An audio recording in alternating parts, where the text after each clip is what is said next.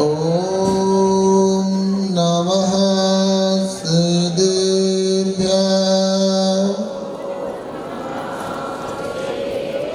ओम नमः सिद्धेभ्यः।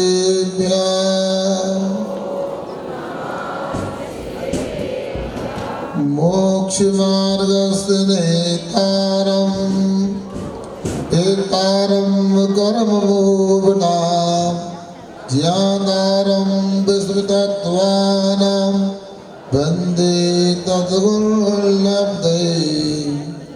पंच परमेष्टि भगवान की, मूल नायक श्री पार्श्वनाथ भगवान की, शासन नायक वर्धमान भगवान की, आचार्य श्री कुंद कुंद महाराज की, आचार्य गुरु श्री विद्यासागर जी महाराज की।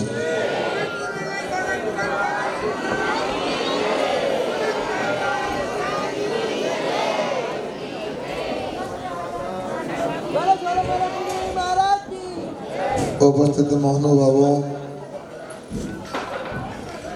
ये कार्यक्रम अपनी गति से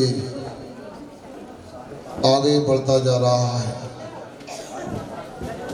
और आप लोग पंच कल्याण की आराधना करते जा रहे हैं और पंच कल्याण के माध्यम से अपने को एक एक बात यह समझना है। क्या समझना है कि ये आत्म कल्याण कैसे होता है। यहाँ पर जिनका महोत्सव मनाया जा रहा है उनके अंदर में ये पक्का श्रद्धान है, जैसा कि छत्र चूड़ामणि में बादीप सिंह जी लिखते हैं, आदिदम कादब्बम जम सकते परदम कादब्बम आदिदम परदादो सुट्टू आदिदम कादब्बम। सुनो, यह कह रहे हैं प्रत्येक आत्मा को आत्म कल्याण करना चाहिए और यदि संभव हो कर सके तो पर कल्याण भी करना चाहिए। मगर जब भी पर कल्याण करने का भाव आए, परोपकार करने का भाव आए, तो ये याद रखना चाहिए कि आत्म कल्याण से उत्तम पर कल्याण नहीं है। मतलब आत्म कल्याण पर कल्याण से उत्तम है, इसलिए पहले आत्म कल्याण करना चाहिए। जिन्होंने 16 खरण भावनाएं भाई, जिन्होंने तीर्थंकर प्रकृति का आश्रम बंद किया, वह आज के कार्यक्रम के सर्वोच्च है। मगर ऐसा लगता है हर व्यक्ति सर्वोच्च स्थान तो प्राप्त करना चाहता है और देखकर ऐसा लगता है कि हमको भी ये स्थान प्राप्त हो जाए, मगर उसके मूल में, उसके तय में जाके देखो कि आखिर इसका क्या कारण है सर्वोच्च स्थान प्राप्त किया। एक ही श्लोक आता है रत्नगण श्रावकाचार्य में, इसमें नहीं उन्नते थी धर्मस्थान वृताशया सोचते थी धर्माद्यम न धर्मो धर्म गई बिना। क्या कहा है यहाँ पर? ये कहा गया है कि जो मान कसाय के वशीभूत होकर के जो घमंड से अन्य धर्मात्मा का अभिनय करता है, तिरस्कार करता है, वह अपने ही आत्म धर्म का तिरस्कार करता है। क्यों करता है? इसलिए करता है कि वो सोचता कि मैं सब कुछ हूं। मगर आचार्य कहते यदि सामने वाले जीव का तिरस्कार कर दिया तो अपने आत्म धर्म का तिरस्कार हो गया। क्यों? ना धर्मा धर्म कई बिना। इस पद को ध्यान रखना चाहिए। जैसे कोई भी वस्तु होती है, बिना आधार के नहीं ठेकती। सनद जी दीवाना क्या हो गया पंडित जी? कोई भी वस्तु होती उसके लिए कोई ना कोई आधार चाहिए।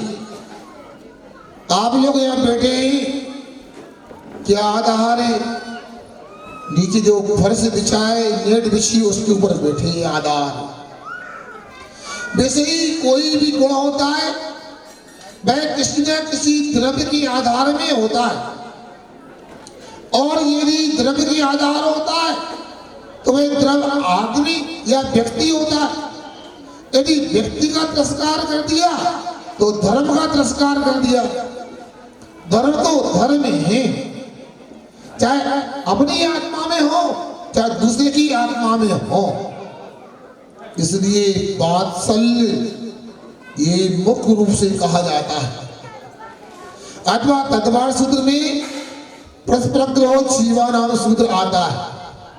जीव एक दूसरे का परस्पर में उपकार करते हैं, क्योंकि दूसरे की उपकार करने से अपना वात्सल्य अंग पुष्ट होता है।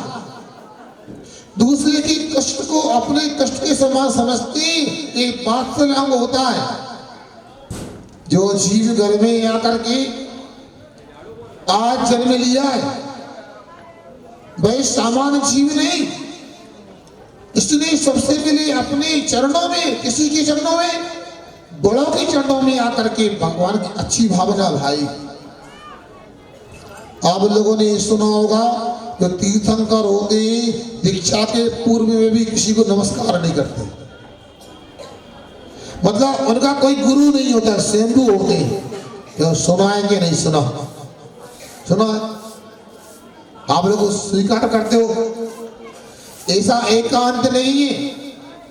आज तक जिनके जितने लोगों को तीर्थंकर प्रकृति का आश्रय बंद हुआ है, एक भी ऐसा जीव नहीं है जिसने किसी के चरणों में नमस्कार न किया हो और किसी को गुरु नहीं बनाया हो। क्या मतलब इसका? इसका मतलब यह है कि जो तीर्थंकर प्रकृति की भावना भाते हैं, 16 कारण भावना भाते हैं, इधर उधर बैठ करके नहीं, वे परम गुरु अनंत भगवान के केवली के पाद मूल में बैठ करके, सिर पर बैठ करके नहीं, भाई शुद्ध केवली की पाद मूल में बैठ करके संसार के कल्याण की भावना भाते हैं। तब कहीं जाकर के एक तीर्थंकर प्रकृति का आश्रय बंद होता है, और उनके द्वारा वह ऐसी विशुद्धि होती है, ऐसी दर्शन विशुद्धि होती है, उनका सम्यक इतना निर्मल होता है वह स्वप्न में भी कभी रागी देवी देवता को स्मरण नहीं करते। अभी हाथ ऊंचा करवाएं पूरी सभा से कि कौन कौन तीर्थंकर बनना चाहता है, हमारा ही जन्म करा दें आज। तब दोनों हाथ ऊंचा कर देंगे। सब लोग अधिकार तो चाहते हैं किंतु कर्तव्य बेसी कहां करते हैं। कई बार तो ऐसा लगता है जैन कुल में जन्म लेकर के भी लोगों की चेष्टा देख के ऐसा लगता है एक तीर्थंकर क्या तीतर भी बनने लायक नहीं है। बताओ, जब भगवान की अभिषेक पूजन करने के भाव नहीं हो हमारे, जब रागी देवी देवता का त्याग करना ही नहीं हो तो कैसे दर्शन विशुद्धि भावना होगी। 16 कारण भावना तो कहा गया है, किंतु एक दर्शन विशुद्धि भावना से भी तीर्थंकर प्रकृति का आश्रय बंद हो सकता है। और दर्शन विशुद्धि तब होगी जब हमारे पास में निर्दोष सम्यक दर्शन होगा, मिथ्यात्व का त्याग होगा। देखो अनेक प्रकार की भ्रांतियां होती हैं। कोई आता महाराज जी आशीर्वाद तो हमारा जन्मदिन बर्थडे है, तो आज मैं आपसे पूछना चाहता हूं जन्म किसका होता है? आत्मा का जन्म होता है क्या? व्यक्ति का जन्म होता है क्या? जन्म देखा जाए तो ना व्यक्ति का होता है ना आत्मा का होता है, जन्म तो बालक का होता है। ना जन्म भगवान का होता है, बालक का जन्म होता है। व्यवहारिक की दृष्टि से ऐसा कहा जाता है। यदि द्रव्यादि योग से लेके अध्यात्म की दृष्टि से विचार करें तो जितने द्रव्य थे उतने द्रव्य हैं, उतने ही रहेंगे। जितने जीव थे, जितने जीव हैं, उतने ही रहेंगे। इसीलिए तो पूज्य स्वामी जी लिखते हैं इष्टोपदेश में, न मे मृत्यु कुतो भेदिर न मे व्याधि कुतो वृथा न हम बालो न वृद्धो हम न युवतानि पुद्गले। क्या कहा जा रहा है यहाँ की रही, जब मेरा जन्म नहीं होता तो मरण कैसे, मेरा मरण नहीं होता तो फिर भय कैसे, और जब मरण नहीं होता तो व्याधि कैसे, और व्याधि नहीं तो चिंता कैसे। इसलिए मैं कौन हूं, मैं तो जन्म मरण से ऊपर हटा हुआ जीव द्रव्य हो, चैतन्य आत्मा हो। ये याद रखिए जन्म मरण तो है ही नहीं। जो दिखने में हमारी चर्म चक्षुओं से विषय आ रहा है वो शरीर भी जो बालक के रूप में, भाई बालक मैं नहीं हूं, भाई युवा मैं नहीं हूं, भाई वृद्ध मैं नहीं हूं। एतानी सर्वे पुद्गला, ये सब पुद्गल हैं। किंतु ये तो निश्चय दृष्टि की अपेक्षा से हो गया। व्यापार से देखें तो जन्म होता भी है।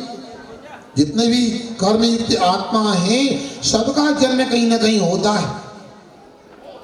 तो जन्म कब हुआ, ये जन्म कर्म सिद्धांत से विचार करें।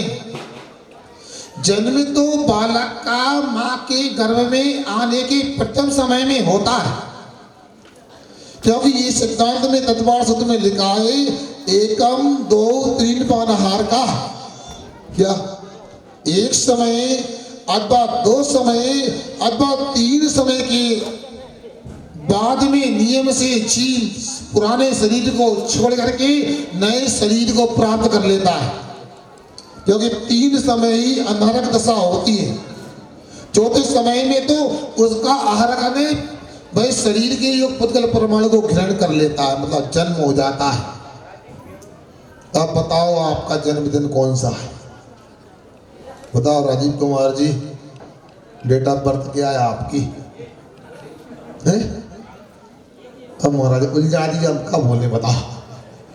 अंक सूची में लिखी वो अलग है। अब ये भी तो निश्चित नहीं है कि सही 9 महीने में ही जन्म होता है। जीव जन्म लेकर के माँ के पेट से 9 महीने के बाद बाहर आता है। सुने 7 महीने में भी जन्म होता है और 10 महीने में भी जन्म होता है। अब कैसे निश्चय किया जाए कि जन्मदिन कौन सा है? आप वर्तमानियों की ओर यदि देते हैं तो जन्म की बात कैसे बनेगी? क्योंकि इस जीव ने अतीत काल में अनंत बार जन्म लिया है, अनंत बार अनेक जीवों को माता बनाया। अब कौन सा जन्मदिन बनाया बताओ? अब बचा चरणानी योग। चरणानी योग से यदि देखा जाए, जब जीव सदाचरण करने लगता है, पापों का त्याग करके वृत्तों को अंगीकार कर लेता है, वही जन्मदिन होता है उसका। यदि कोई मुनि बनता है, मुनि महाराज की दीक्षा के संस्कार होते, उस समय का नाम जन्म है। और यदि भगवान का जन्म कब होता है? एक बात और पूछिए आपसे, बताओ भगवान का जन्म कब होता है? जब 12वें गुण स्थान में जीव वह दूसरे शुक्ल ध्यान को प्राप्त करके 4 राधिया कर्म का सत्यानाश करता है, तब जाकर के जन्म होता है। और उस जन्म का नाम 13वां गुण स्थान होता है, क्योंकि भगवान का जन्म होता है। भगवान कौन होते हैं? थोड़ा व्याकरण की ओर चलते हैं। देखो व्याकरण में शब्द की उत्पत्ति के लिए, शब्द की रचना के लिए कुछ धातुएं होती हैं, उनमें भग धातु का प्रयोग करते हैं। भग धातु का होता है ज्ञान, उसमें बतु प्रत्यय का प्रयोग कर लेते हैं तो भगवत शब्द की उत्पत्ति होती है, अर्थात ज्ञान वाला। भगवान का अर्थ क्या हुआ? उसके रूप चलाए तो भगवत का प्रतिमा के एक वचन में भगवान उत्पत्ति होता है, भगवान शब्द की उत्पत्ति होती है। मतलब क्या हो गया? ज्ञान वाला।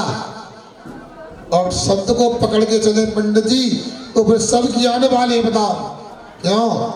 समझ में आ रही मेरी बात? मतलब ज्ञान है, समझ में आ रही है। तो जितना लोग नाड़ हिला रहे, मतलब क्यों? सुनने में आ रहा है? हम क्या बोल रहे हैं, समझ में आ रहा है? मतलब आप ज्ञानी हो गए, तो भगवान भी ज्ञानी, आप भी ज्ञानी, तो दोनों भगवान हो गए।